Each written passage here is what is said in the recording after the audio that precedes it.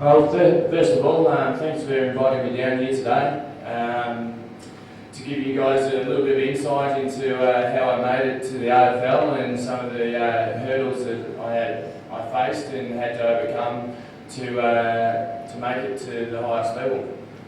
I started off my journey growing up in Withers and then moving out to Gelora, which I thought at the first was a mile out of town. You know, as a 10-year-old, it was the worst thing ever to move away from your friends that I grew up with, going to school with.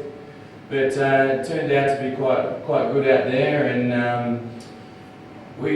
I came from a single parent family. We were quite poor growing up, I guess. We weren't ultra poor, but we were quite poor. We only had cool drink on birthdays. My first time having takeaway was on a birthday, and it used to be like chicken and chips from Chicken Treat, and that's all we had, you know. So first time I had McDonald's, I was 17 years old. So we were quite poor, I guess. But at the age of 7, I started playing football for South Bunbury, this club. Played under 10s, 12s, 14s, 16s. I was playing league football for South at 16 and still in year 12, which was quite an experience. I was quite a skinny little kid and playing against men. I wasn't the greatest student at school, I guess. I didn't really like going to school. I hardly attended school, to tell you the truth. I was suspended 4 times, including the first day year 12. So I wasn't the greatest.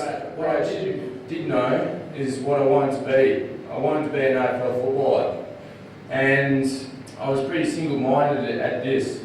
I remember my form teacher, Mrs. Harding, her name was.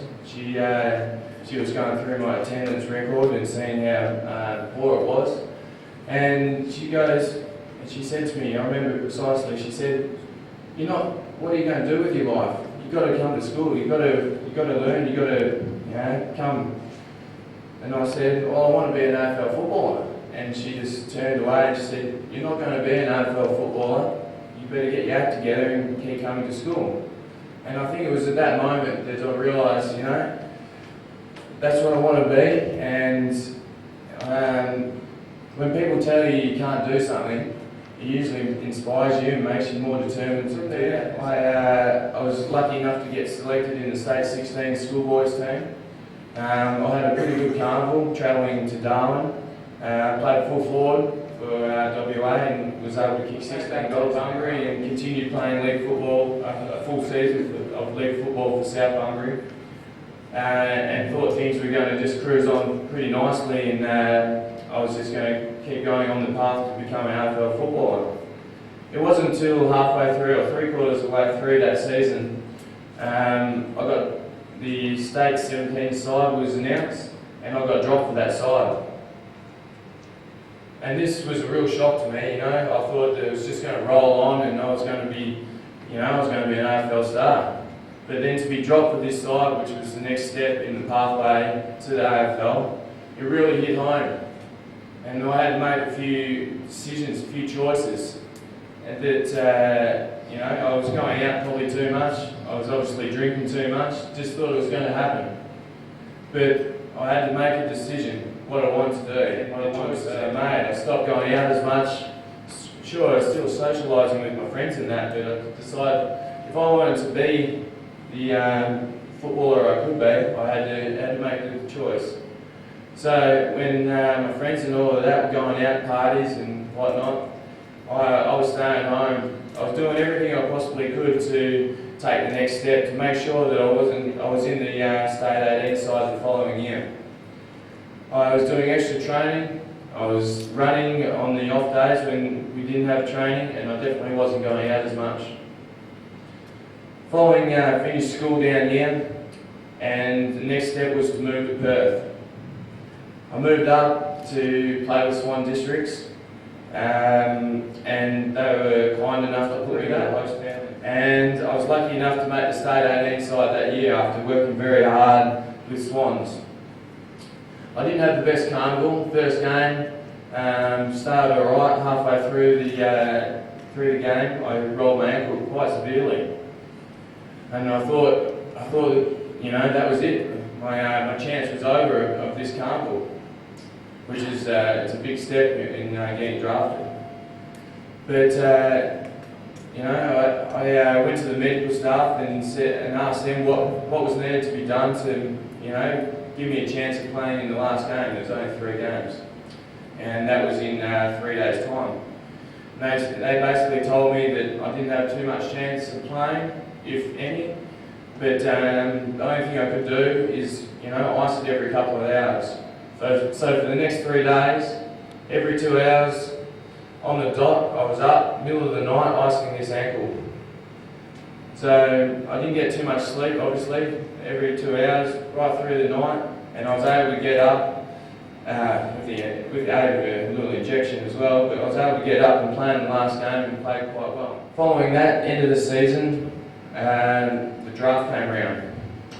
I was lucky enough to get picked up in round 2 at number 29 in the 1999 draft. I'd spoken to most of the AFL clubs before that, and they all seemed fairly interested. But speaking to my manager, the 2 that were most interested were Fremantle and the Eagles.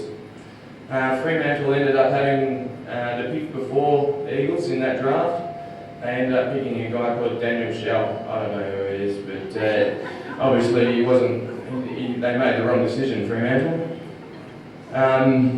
The following year, obviously down at the Eagles, playing alongside some of my idols, Glenn Jakovich, Dan Kemp, Pete Matera. It was quite a surreal experience to be, running alongside these sort of guys, people that I'd looked up to all the way along.